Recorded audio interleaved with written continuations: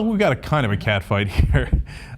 It's Bill Maher and Reza Aslan. Bill Maher on his program talked about how were not giving enough attention to Islamic violence and oppression. On which planet, Bill? I believe that's all anybody talks about on TV, right? And he blamed liberals for ignoring violence and oppression that goes on in Muslim nations, a blanket statement about Muslim nations, right? Does it happen in some Muslim nations? Of course it does. And by the way, on our program, we talk about it all the time, okay? Now, when you make a blanket statement like that, you're stepping into a minefield because it's not true. Now, the guy who's going to correct your ass is Reza Aslan. Aslan, in some languages, means lion. So you're going to hear Reza roar here. He's going to go on CNN and take on Bill Maher's concept. You know, frankly, when it comes to the topic of religion, he's not very sophisticated in the way that he thinks. I mean, the argument about the female genital mutilation being an Islamic problem is a perfect example of that. It's not an Islamic problem, it's an African problem. Well, wait. Because he says it's a, hold on a second, Reza. Because he says it's a Muslim country problem. He says that in Somalia... Yeah, but that's actually empirically, factually incorrect. It's a Central African problem. Eritrea has almost 90% female genital mutilation. It's a Christian country. Ethiopia has 75% female genital mutilation. It's a Christian country. Nowhere else in the Muslim majority states is female genital mutilation an issue. He's like, wait, what'd you say again? Oh, that was freaking awesome. So, but wait, what about the Muslim nations? Oh, 90%, 75% Christian nation. Dude, if you're going to come against Reza, you better come correct. And he ain't halfway done yet.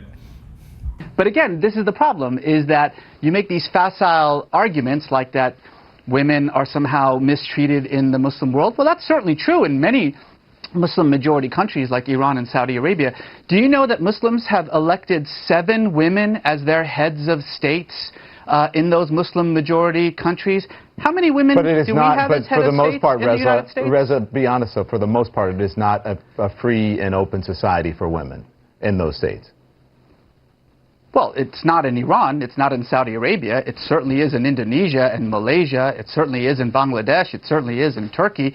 I mean, again, this is the problem, is that you're talking about a religion of 1.5 billion people, and certainly it becomes very easy to just simply paint them all with a single brush by saying, well, in Saudi Arabia they can't drive, and so therefore that's somehow representative of Islam. It's representative of Saudi Arabia. He's pulverizing them.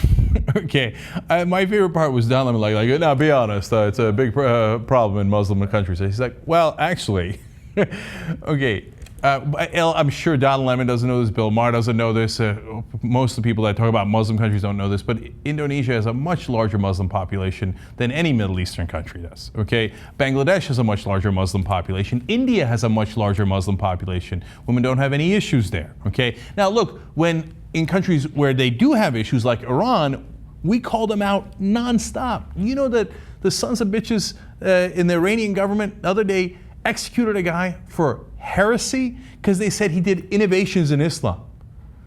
That doesn't sound so bad, that sounds pretty good, right? But they killed him for that. So that drives us crazy. We're secular, we don't like that. We hate that, right? But you've got to be accurate in your criticism. Who are you talking about? Are you talking about some poor Indonesian, Malaysian person? Or are you talking about the government of Saudi Arabia?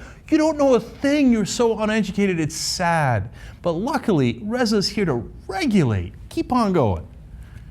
I mean, I think that Bill Maher's point is that these aren't extremists. We often talk about extremists and that we should crack down on extremists. And why aren't Muslims speaking out about extremists? In Saudi Arabia, when women can't vote and they can't drive and they need permission from their husband, that's not extremists. Why aren't we talking more about what? That's not extremist, that's commonplace. Why don't we talk more about the commonplace wrongs that are happening in some of these countries?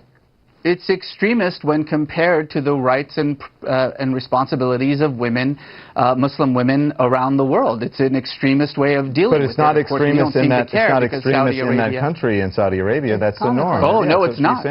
I mean, look, Saudi Arabia is one of the most, if not the most extremist Muslim country in the world.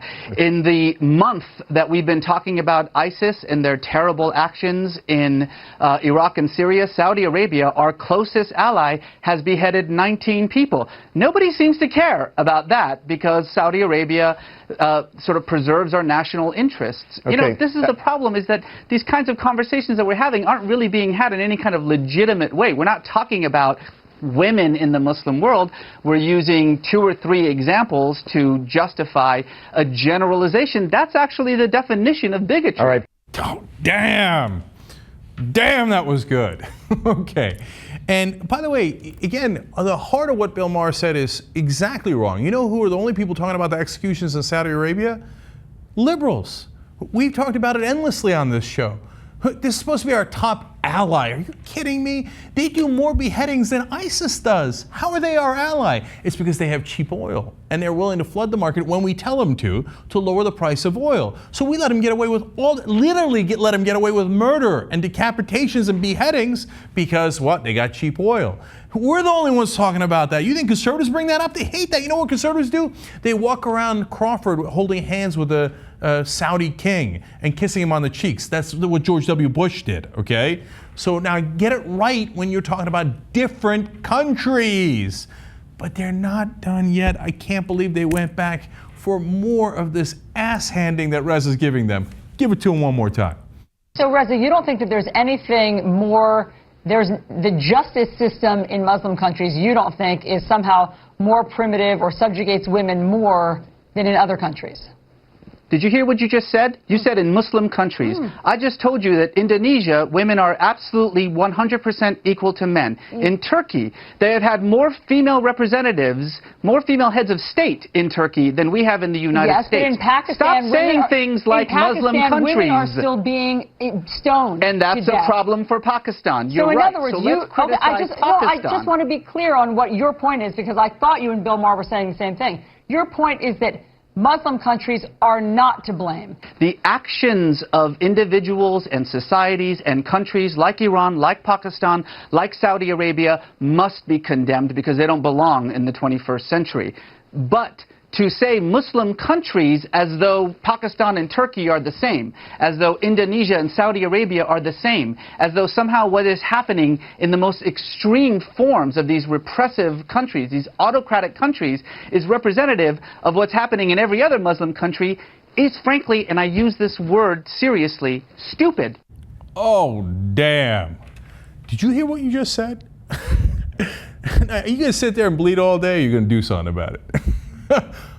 Oh, that was an ass kicking, unlike really the likes of which I have not seen in a long time. That was awesome. Nice job, Reza Aslan.